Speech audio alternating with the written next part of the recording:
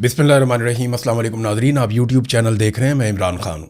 थोड़े दिन पहले मैंने आपको एक ब्रेकिंग न्यूज़ दी थी और मैंने आपको बताया था पाकिस्तान की मिलिट्री एस्टेब्लिशमेंट ने, ख़ास तौर पे आईएसआई ने बुलवाया कुछ सहाफ़ियों को, कुछ को धमकाया, कुछ को समझाया, कुछ को लालच दिया, कुछ को कोई और बात समझाई। तो उन्हें अलग अलग टारगेट दिए गए थे और मैंने आपको ये भी बताया था कि ये दर्जनों सहाफ़ी हैं जिनके साथ अलग अलग और बाज़ के साथ दो दो करके भी मुलाकातें की गई हैं।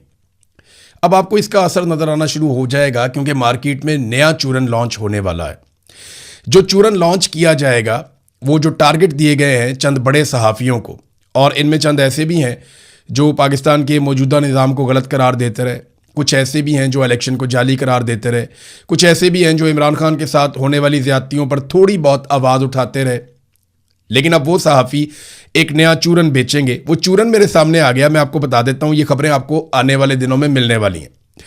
एक तो आपको आने वाले दिनों में बताया जाएगा जी पेट्रोल के नए ज़खायर के ऊपर काम हो रहा है और पाकिस्तान में पेट्रोल निकलने वाला है, क्योंकि मिलिट्री एस्टेब्लिशमेंट ने इन सहाफ़ियों को ये कहा है कि तुम जाओ और जाकर मार्केट के अंदर उम्मीद फैलाओ, लोगों को ये कहो कि पाकिस्तान बिल्कुल ठीक होने वाला है, हालात बिल्कुल बुरे नहीं हैं, बहुत अच्छे दिन आने वाले हैं। ऐसी कोशिश आसिम मुनीर साहब के आने के बाद से लेकर अब चौथी मरतबा की जा रही है। एक मरतबा कोशिश की गई इंतखाबात से पहले कि जैसे ही इंतखाबात होंगे तो पाकिस्तान बदलने वाला है। फिर एक दफ़ा कोशिश की गई जब नवाज शरीफ को पाकिस्तान में लाकर रीलॉन्च किया गया, वो कोशिश भी नाकाम हुई। फिर SIFC जब बनाया गया उस वक्त एक कोशिश की गई, ज़मीन आसमान के कलाबे मिलाए गए। और फिर इंडिया पाकिस्तान की जब लड़ाई हुई तो उसके बाद फिर से एक कोशिश की गई, और अभी हाल ही में एक कोशिश की गई डोनाल्ड ट्रंप ने जब तारीफ़ की आसिम मुनीर की। तो ये लगभग 4 मरतबा पहले कोशिश हो चुकी है और 5वीं मरतबा दोबारा से आपको बड़े पैमाने पर मार्केट में चूरन बेचने की कोशिश की जाएगी। नंबर 1 जनाब, जो चीज़ें उनको दी गई हैं सहाफ़ियों को, एक तो पेट्रोल के नए ज़खायर, ये अभी थोड़े दिनों में आप खबरें सुनेंगे। मादनियात जनाब पाकिस्तान में बहुत मिल रही हैं, गेम चेंजर बनने वाली हैं। ये भी आपको बताया जाएगा कि जनाब रेयर अर्थ मिनरल्स पाकिस्तान में मिल गए हैं। हालांकि उनकी हकीकत क्या है, रेयर अर्थ मिनरल क्या होते हैं, वो किस तरह काम करते हैं, कहाँ काम आते हैं, पाकिस्तान कहाँ खड़ा है, पूरा एक वीलॉग बना के आपको बता देता हूँ। दुनिया में बहुत सारे लोग जानते ही नहीं हैं कि रेयर अर्थ मिनरल्स क्या है। ये मैं आपको अगले वीलॉग में बताऊंगा। ये बहुत इंपॉर्टेंट है, मैंने इस पर 6-7 दिन काम किया है। ये चीज़ें एक आधे वीलॉग में आपके सामने मैं रखूंगा। बैरूनी सरमायाकारी बहुत बड़े पैमाने पर आने जा रही है। ये भी सहाफ़ियों को दावा किया गया कि आप ये वाला मंजन भी बेचें जाकर। गैस के ज़खायर मिल रहे हैं, पाकिस्तान के लिए नए रास्ते खुल रहे हैं। पाकिस्तान यहाँ से जाएगा चाइना, पाकिस्तान रशिया जाएगा, सेंट्रल एशिया में जाएगा, अफगानिस्तान के रास्ते खुल जाएंगे, ईरान के रास्ते खुल जाएंगे, पाकिस्तान तुर्की और यूरोप तक पहुँच जाएगा और ट्रेनें चल जाएंगी। ये सारी चीज़ें आपको आने वाले दिन में पाकिस्तानी मीडिया के अंदर बताई जाएंगी, और ये पाकिस्तान के ना सिर्फ इलेक्ट्रॉनिक मीडिया पे बताई जाएंगी बल्कि सोशल मीडिया पे भी बताई जाएंगी। कुछ दिफाई मुआहदों का बड़ा ढोल पीटा जाएगा। आपको ये भी बताया जाएगा कि जनाब पाकिस्तान अपने तैयारे और हथियार बेचने जा रहा है। ये कुछ अर्सा पहले भी चूरन बेचा गया, दोबारा इसको रीलॉन्च किया जाएगा। आलमी सतह पर कुछ इदारों से रब्ता किया गया है, कुछ रिपोर्टें भी छपवाई जाएंगी, और ये जून के महीने में और जुलाई के महीने में बहुत शिद्दत से किया जाएगा, ताकि अवाम को यह बताया जाए कि पाकिस्तान तो बहुत ठीक सिमत में जा रहा है, लेकिन हकायक इसके बिल्कुल बरअक्स हैं। हकायक क्या हैं वो मैं आपको पहले बता देता हूं ताकि हकायक साथ साथ आपके सामने रहे। ये बड़ी वारदात है, ये अंदर की खबर है जो मैं आपको दे रहा हूं, और मैंने आपको इससे पहले बताया था। किसी ने भी उसकी तरदीद नहीं की, बल्कि बहुत सारे और सहाफ़ियों ने बाद में तस्दीक कर दी कि बाकायदा पाकिस्तान के जर्नैलों ने, मिलिट्री एस्टेब्लिशमेंट ने ISI के दफ्तर में बुलाकर पाकिस्तानी सहाफ़ियों को धमकाया और उनको वार्निंग दी है, और कुछ को जो है वो लालच वालच दिया, कुछ को ये कहा कि आप हमारे साथ चलें, मामला ठीक हो जाएंगे, कुछ को ये बताया नहीं हम बहुत अच्छा काम कर रहे हैं। तो अलग अलग तरह के लोगों को अलग अलग तरीके से हैंडल किया गया है। अब जरा आप देखें कि हकीकत क्या है। हकीकत यह है जो बताया जा रहा है वो तो मैंने आपको बता दिया, और जो आपको चूरन बेचा जाएगा वो भी मैंने आपको बता दिया। हर दफा कौम को जब भी चूरन बेचा जाता है ना, तो पाकिस्तानी कौम को कुछ नहीं मिलता। जो मिलता है पाकिस्तान के जर्नैलों को मिल जाता है, या पाकिस्तान के अंदर बैठे हुए माफियाज को मिल जाता है, जो पाकिस्तान की मिलिट्री एस्टेब्लिशमेंट के साथ हमेशा बनाकर रखते हैं और उनके साथ मिलकर कार्रवाइयां डालते हैं। देखिए, इस वक्त एक नया डाटा मिफ्ता इस्माइल साहब ने भी इसको शेयर किया, बाकी लोग भी शेयर कर रहे हैं। इस डाटा के मुताबिक अगर पाकिस्तान में आप गुर्बत की शरह को 8,500 रुपए कमाने वाले शख्स के ऊपर फिक्स कर दें कि जो आदमी 8,500 रुपया महाना कमाता है, मुझे बताएं कि एक घर वालों का गुजारा 8,500 में हो सकता है? आज तो 30,000 में गुजारा नहीं हो रहा। तो 8,500 रुपए से कम आमदन वाले जो पाकिस्तान में हैं वो 30% हैं। अब आप अंदाजा कर लीजिए कि गुर्बत कहां पहुंच गई है। अगर इसको आप 10,000 पे ले जाएं तो ये 35% हो जाएंगे, अगर आप इसको 15,000 पे ले जाएं तो ये उससे ज्यादा हो जाएंगे, और अगर आप इसको 30,000 पे ले जाएं तो इनकी तादाद तो 60% तक पहुंच जाएगी। तो पाकिस्तानियों का तो इन्होंने बेड़ा गर्क करके रख दिया है।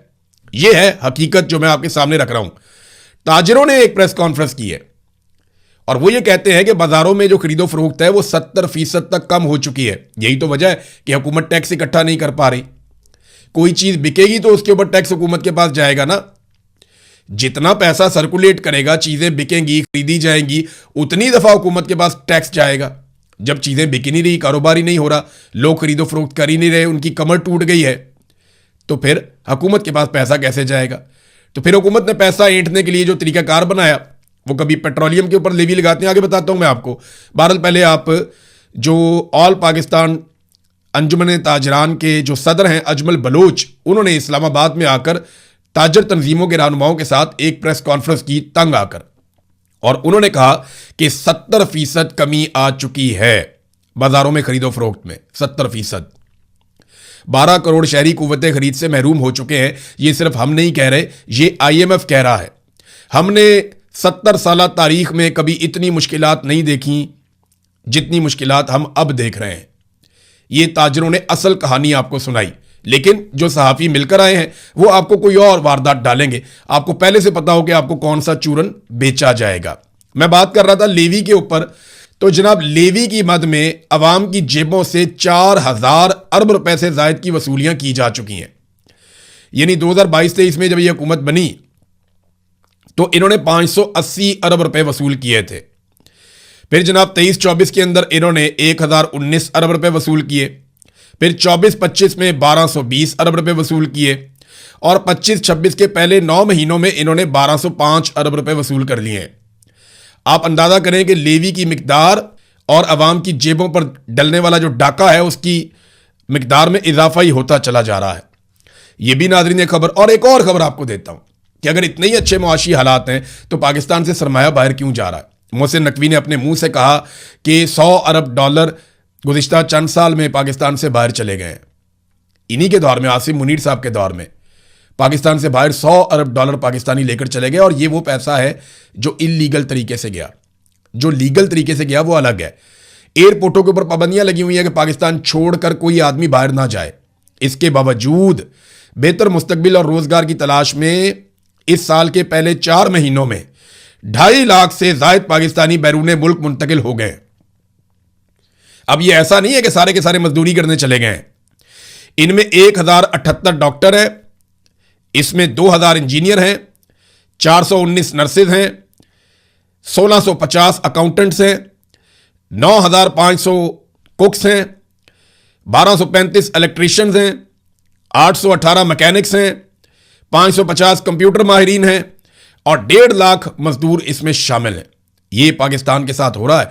एक तरफ आपको पाकिस्तान की मिलिट्री एस्टेब्लिशमेंट सहाफियों पर दबाव डालकर एक अलग पाकिस्तान की पिक्चर दिखाएगी, और दूसरी तरफ जो रियल पिक्चर है वो आपको पाकिस्तान के अंदर से जनरेट होने वाले आदादो शुमार दिखाएंगे। एक और कार्रवाई पाकिस्तान में डाली जा रही है। वो कार्रवाई अंसार अब्बासी साहब ने रिपोर्ट कर दी। हालांकि अंसार अब्बासी साहब नॉर्मली ऐसी चीजें रिपोर्ट नहीं करते, लेकिन मैं रियाजुल हक साहब की वॉल से ये खबर आपको पढ़ के सुना रहा हूं। आइंदा से जो वफाकी ऑडिट रिपोर्ट है, यानी अब ये चीजें कैसे छुपाएंगे? एक तरफ तो सहाफियों को तैयार कर दिया कि आपने अच्छा अच्छा दिखाना है, अच्छा ना भी हो तो जो हम आपको कहें आपने अच्छा अच्छा करके दिखाना है कि जनाब हमारे तो खजाने निकल आए, हमारी तो लॉटरी लग गई, पाकिस्तान तो बूस्ट करने जा रहा है, पाकिस्तान तो उड़ान उड़ने जा रहा है। जो आसिम मुनीर का अल्फाज है, उन्होंने कहा कि पाकिस्तान यहां से ऊंची उड़ान की तरफ जाएगा, तो ऊंची उड़ान के बाद हमें बुरी पे बुरी खबर मिल रही है। तो ऐसा लगता है कि ये लोग जमीनी हकायक से आगाह नहीं है। तो जमीनी हकायक क्या है? हालात यहां तक पहुंच गए हैं कि जो वफाकी ऑडिट रिपोर्टें बनती हैं, इसके लिए बाकायदा इदारे मौजूद हैं जो काम करते हैं। वफाकी ऑडिट रिपोर्ट में से बदउनवानी, बद इंतजामी और फजूल अखराजात और माली खिलाफ वर्जियों के जो मजमूई आदादो शुमार है वो अब शामिल नहीं किए जाएंगे। वो कहते हैं जनाब हमने अब आदादो शुमार ही नहीं डालने, जो चीजें गलत हो जाए उनको बताना ही नहीं है कौम को, और उनके मजमूई आदादो शुमार हम इसलिए नहीं बताएंगे कि उनको इकट्ठा करके ये बताया जाता है जनाब ये देखें कौम का पैसा जाया हो गया। तो अब इस किस्म की वारदातें डाली जा रही हैं। ये अभी मैंने आपको सिर्फ 4 एग्जाम्पल्स दी हैं और ये चारों का डाटा आज ही आया है। महंगाई का डाटा इसके अलावा है और इनकी अय्याशियों का डाटा इसके अलावा है कि जितना पैसा ये अपनी ज़ात के ऊपर और अपने फिरने टुरने के ऊपर खर्च कर रहे हैं। तो सिर्फ ये टारगेट नहीं दिया गया सहाफ़ियों को। आप हैरान हो जाएंगे, कुछ सहाफ़ी जो जमहूरियत के लिए आवाज़ उठाते थे, आज़ादी इज़हार राय के लिए आवाज़ उठाते रहे हैं, आइंदा भी उठाते रहेंगे, लेकिन उनके ऊपर बड़ा शदीद दबाव है, उनसे कोई इख्तलाफ नहीं है, उनसे कोई गुस्सा नहीं है। लेकिन मामला यह है कि पाकिस्तान की मिलिट्री एस्टेब्लिशमेंट उन पर दबाव डाल रही है। अब यह साबित करने की भी कोशिश की जाएगी कि इमरान खान ही तरक्की का दुश्मन है जनाब, और वो जमहूरियत के खिलाफ है और गैर जमहूरी और गैर सियासी आदमी है। ये भी आप आने वाले दिनों में सुनेंगे कि इमरान खान बात करने के लिए तैयार नहीं है, इमरान खान मुज़ाकरात करने के लिए तैयार नहीं है, इमरान खान गैर जमहूरी आदमी है, इमरान खान सबको जेलों में डालना चाहता है, इमरान खान ने सबको धमकियां दी। भाई, जलसों के अंदर सारे पॉलिटिकल लीडर एक दूसरे को धमकियां देते हैं। शहबाज शरीफ ने कहा था कि मैं जरदारी को सड़कों पर घसीटूंगा, नहीं तो मेरा नाम शहबाज शरीफ नहीं है। तो क्या उसने सड़कों पर घसीट दिया? बताएं ना। फजल रहमान ने इमरान खान को यहूदी एजेंट कहा, तो क्या वो मुंह पे आके कह सकता है? तो इमरान खान साहब ने गो के बहुत सारी ऐसे बातें की जिनसे आपको इख्तलाफ हो सकता है, लेकिन तमाम पॉलिटिकल लीडर ये बातें अवाम के सामने जलसों में करते हैं और इलेक्शन के दिनों में ज्यादा करते हैं, तहरीक के दिनों में ज्यादा करते हैं। लेकिन सिर्फ इमरान खान को पिन पॉइंट किया जाएगा कि जनाब ये आदमी कसूरवार है। हालांकि मैं कुछ फैक्ट्स आपके सामने रखता हूं। इमरान खान इलेक्शन जीता हुआ है और उसका मैंडेट आसिम मुनीर साहब ने छीनकर बाकी पॉलिटिकल पार्टीज को दे दिया है। नंबर 2, कई बार मुज़ाकरात में इमरान खान धोखा खा चुका है। जब इमरान खान साहब की हुकूमत गिराई गई उसके बाद भी उन्होंने मुज़ाकरात किए, उन मुज़ाकरात में धोखा दिया गया। फिर इमरान खान साहब ने दोबारा मुज़ाकरात किए, फिर धोखा दिया गया। फिर इमरान खान साहब को गिरफ्तार किया गया, उन्होंने फिर मुज़ाकरात किए, फिर धोखा दिया गया। फिर जब इमरान खान साहब इलेक्शन जीत गए, उनका मैंडेट छीन लिया गया, दोबारा उन्होंने मुज़ाकरात किए। हत्ता के 26 नवंबर के कत्लेआम के बाद भी इमरान खान साहब ने मुज़ाकरात किए, लेकिन बार बार धोखा दिया गया। हुकूमत ने यहां तक कह दिया कि जनाब हम तो इमरान खान साहब की मुलाकात भी आपकी नहीं करवा सकते, वो इसलिए कि ये तो मिलिट्री एस्टेब्लिशमेंट का काम है। तो इसको समझिए कि इमरान खान बार बार मुज़ाकरात के लिए कहता है और आज की तारीख में भी इमरान खान ने अल्लामा राजा नासिर अब्बास और महमूद खान अचकजई को मुज़ाकरात का मैंडेट दिया हुआ है। तो ये जो आपको चूरन बेचेगा कि इमरान खान मुज़ाकरात के खिलाफ है, ये चूरन आपने नहीं खरीदना। वो सियासतदान है, मुज़ाकरात ही करेगा और उसने कहा है कि मुज़ाकरात करो। फिर पाकिस्तान की मिलिट्री एस्टेब्लिशमेंट की मुदाखलत के खिलाफ और हाइब्रिड निज़ाम के खिलाफ इस वक्त इमरान खान है। मौजूदा हुकूमत तो कहती है कि वो हाइब्रिड निज़ाम की हामी है कि फौज सियासत में मुदाखलत करे, लेकिन इस वक्त माजी में इमरान खान क्या थे? माजी में तो सारों का पता है सबको, हमारी अपनी सोच कुछ और थी। लेकिन आज अगर कोई आदमी इस बात पर खड़ा है कि पाकिस्तान की मिलिट्री एस्टेब्लिशमेंट को सियासत से बाहर निकाला जाए, तो वो इमरान खान है और वो हाइब्रिड निज़ाम का हामी नहीं है। वो कई बार कह चुका है कि मैं बदला लेने पर यकीन नहीं रखता। ये भी इमरान खान ने कैटेगोरिकली और क्लियरली अपनी बहनों के जरिए से, अपनी पार्टी के जरिए से कई मरतबा जेल में से पैगाम भिजवाया है। नाज़रीन, इस वक्त वही इमरान खान जाली मुकदमात का सामना कर रहा है, कैद तन्हाई का सामना कर रहा है, मगर फिर भी इमरान खान ने कहा हुआ है कि मुज़ाकरात करो। तो ये चूरन आपने नहीं लेना, कोई भी आपको बेचे तो। अब 18 साल के वोटर के पीछे पड़ गए। मैं राणा सनाउल्लाह साहब का स्टेटमेंट पहले सुन रहा था, अब मैं स्टेटमेंट सुन रहा था कमरुज़्ज़मान कायरा साहब का कि जिस बच्चे को घर के मशवरे में आप शामिल नहीं करते। कायरा साहब, हमारे यहां तो ऐसा नहीं होता, हम तो बच्चों को कॉन्फिडेंस देते हैं, उनको साथ बिठाते हैं। जैसे ही बच्चा बालिग होता है 15-16 साल का, उसको साथ बिठाते हैं, मुशावरत के अमल के अंदर उसको शामिल करते हैं ताकि वो समझे चीज़ों को और वो बेहतर फैसले करने के काबिल हो जाए। और बच्चे बहुत समझदार हैं, सिर्फ उनके मिजाज के अंदर तेज़ी होती है। नौजवान जब वो होते हैं तो सिर्फ मिजाज के अंदर तेज़ी होती है और तो कोई बात नहीं होती। कायरा साहब, अपने बच्चों की तरफ देखें आप। फौज के अंदर जो बच्चा भर्ती होता है वो इसी उम्र में भर्ती होता है। यानी बिलावल जब पार्टी का चेयरमैन उसको बनाया गया तो वो 19 साल का था और आप कहते हैं कि 18-19 साल के बच्चे को समझ नहीं होती। तो फिर बिलावल की चेयरमैनी में आप सबको इस्तीफा दे देना चाहिए था। आप सारे क्यों उसके साथ रहे? ये तो बादशाहत वाला निज़ाम हो गया ना फिर। तो मेरा ये कहना है कि जो 18 साल से 24 साल तक के नौजवान हैं, अगर उनके वोट के हक पर डाका डाला जाए तो मेरी बात तुम सारे कान खोल के सुन लो। तुम लोग मेरे छोटे भाइयों की तरह हो। तुम्हारे लिए मैं नहीं लड़ूंगा, कोई नहीं लड़ेगा, क्योंकि हमारे वोट के हक के ऊपर डाका नहीं डाला जा रहा। ये तुम्हारा वोट का हक है, तुम्हारे वोट के हक के ऊपर डाका डाला जा रहा है। खुद उठकर लड़ो। अगर तुम अपना हक खुद नहीं ले सकते ना, तो तुम्हारा हक कोई नहीं लेकर देगा। 18 साल से 24 साल तक के नौजवानों को चाहिए कि वो अपनी खुद तंजीम बनाएं, खुद इकट्ठे हों, खुद ताकत के साथ खड़े हों, चाहे वो स्कूलों में हैं, चाहे वो कॉलेजेस में हैं, चाहे वो यूनिवर्सिटीज़ में हैं, चाहे वो किसी जगह पे जॉब कर रहे हैं, चाहे वो पढ़ रहे हैं या नहीं पढ़ रहे हैं, कोई काम कर रहे हैं, जहां पे भी ये नौजवान मौजूद हैं, ये इकट्ठे हों और अपने हक के लिए खुद लड़ें। 18 साल से 24 साल तक के बच्चों का अगर वोट का हक छीना जाए तो खुद खड़े हो जाओ, इनको गिरबान से पकड़ो, 2 झटके दो, ये तुम्हारा हक तुम्हें वापस देंगे। तुम्हारे लिए हम नहीं लड़ेंगे क्योंकि हमारा हक नहीं छीना जा रहा, तुम्हारा हक छीना जा रहा है। सबसे पहले तुम्हें लड़ना पड़ेगा। जब तुम लड़ोगे तो हम तुम्हारा साथ देंगे, क्योंकि ये तुम्हारी लड़ाई है, तुमसे तुम्हारा हक छीना जा रहा है। ऐसा नहीं हो सकता कि हम तुम्हारी लड़ाई लड़ें और तुम बैठकर तमाशा देखो। नहीं, आपको अपनी लड़ाई खुद लड़नी पड़ेगी। मेरे छोटे बहन भाइयों की तरह हो आप सारे लोग। अगर आपसे आपका यह हक छीना जाए तो डट कर खड़े हो जाना। इनकी औकात नहीं है कि तुमसे 2 दिन भी लड़ सकें। डट कर खड़े हो जाना, मेरी बात याद रखना। और जमहूरी अंदाज में खड़े होने की मैं बात कर रहा हूं। पकड़ो इनको गिरबान से, जाकर इनसे अपना हक ले लो अगर ये आपका हक छीने तो। अब नाज़रीन, कुछ इंटरनेशनल खबरें हैं, उनकी तरफ चलते हैं। नंबर 1 तो ये तेहरान में आसिम मुनीर साहब की मुलाकातें हुई हैं। एक तो वो सदर से मिले, ईरान के वज़ीर ख़ारजा से मिले, बाकर कालीबाफ से भी उनकी मुलाकात हुई। तो बर्फ़ पिघलाने की पूरी कोशिश की जा रही है। आसिम मुनीर साहब ने अमेरिका का पैगाम पहुंचाया, क्योंकि अमेरिका आसिम मुनीर साहब पे बहुत भरोसा करता है और वो ये समझते हैं कि ये एक अमरीकी नुमाइंदा है जो ईरान के साथ हमारे लिए बातचीत कर सकता है। ईरान को इस बात का कॉन्फिडेंस है कि पाकिस्तान हमारे साथ है, ब्रदर इस्लामी मुल्क है, तो वो हमारा भी लिहाज करेंगे। तो ये अच्छी बात है कि एक रास्ता खुला हुआ है।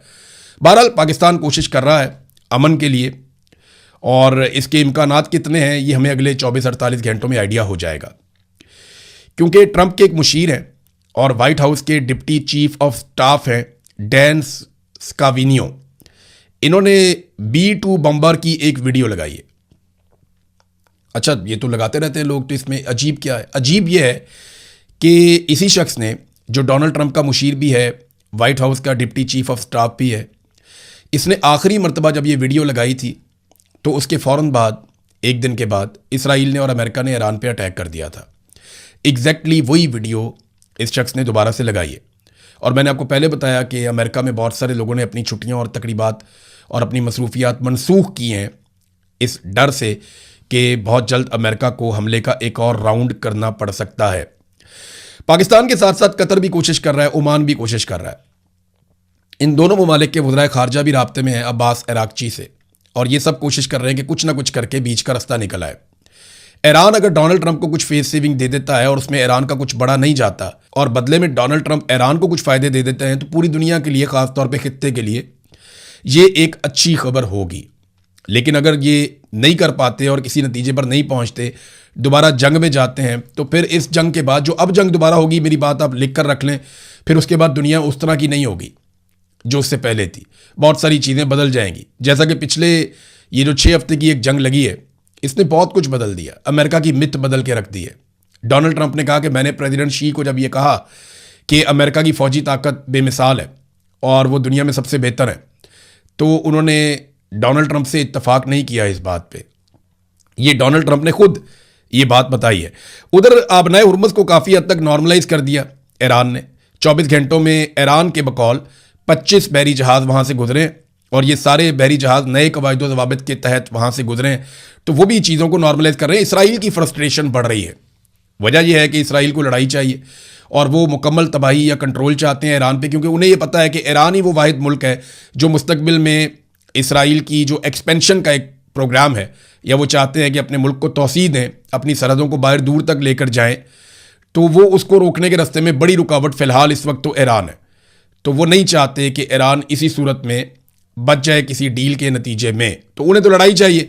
तो उनकी फ्रस्ट्रेशन बढ़ रही है और वो क्या करती है आने वाले दिनों में, उस पर हम नज़र रखेंगे। पाकिस्तान में थोड़ा सा वापस आपको लेकर जाता हूँ, 2-4 खबरें हैं। एक तो ये है कि हरीपुर में एहतजाज करने वाले ख्वाजा सराओं पर पुलिस ने तशद्दुद किया। हुकूमत ने पाबंदी लगा दी उनके नाचने पे। ना उनके पास कोई नौकरियां हैं, ना उनके पास कोई बुनियादी हुकूक हैं। ख्वाजा सरा का हर कोई मजाक उड़ाता है, उन्हें परेशान करते हैं, वो किधर जाएं? वो बेचारे रक्स करते हैं, अपना एक उनका कल्चर है, वो दिखा के वो जो उनसे होता है वो 4 पैसे कमा लेते हैं। लेकिन उनके ऊपर पाबंदियां लगाई, वो एहतजाज कर रहे थे, पुलिस ने उनको बहुत मारा, बड़ी ज़्यादती की। अब ये ब्रूटैलिटी जो है ये बहुत नामुनासिब है। खैबर पख्तूनख्वा हुकूमत जो है उसे इस सारे मामले के ऊपर ना सिर्फ एक्शन लेना चाहिए, बल्कि जिन लोगों ने तशद्दुद किया उनको इबरत का निशान बनाना चाहिए। और अगर वो ये नहीं करते तो फिर खैबर पख्तूनख्वा की हुकूमत भी इस जुर्म में बराबर की शरीक है। ये मासूम लोग हैं, आप इनको क्यों मारते हैं, इनके साथ क्यों ज्यादती करते हैं, नहीं करनी चाहिए। ख्वाजा आसिफ ने एक स्टेटमेंट दिया, मैं जाते जाते आपको बता दूं ताकि जो यूएई से डिपोर्ट होने वाले पाकिस्तानी हैं उन्हें पता चल जाए कि वो क्यों डिपोर्ट हो रहे हैं। तो ख्वाजा आसिफ ने कहा कि यूएई में जितने भी पाकिस्तानी हैं वो सारे कोई इमाम मस्जिद नहीं है। इनमें वो कह रहे हैं जिन लोगों को निकाला है उनमें जराइम पेशा भी हैं और बेकारी टाइप के लोग भी हैं, तो सारे इमाम मस्जिद तो नहीं है और ये यूएई का हक है कि वो इन पाकिस्तानियों को यूएई से निकाले। ये ख्वाजा आसिफ जो पाकिस्तान के वज़ीर दिफा हैं उनका स्टेटमेंट है नेशनल टीवी के ऊपर। अब तक के लिए इतना ही, अपना ख्याल रखिएगा, अपने इस चैनल का भी। अल्लाह हाफिज़।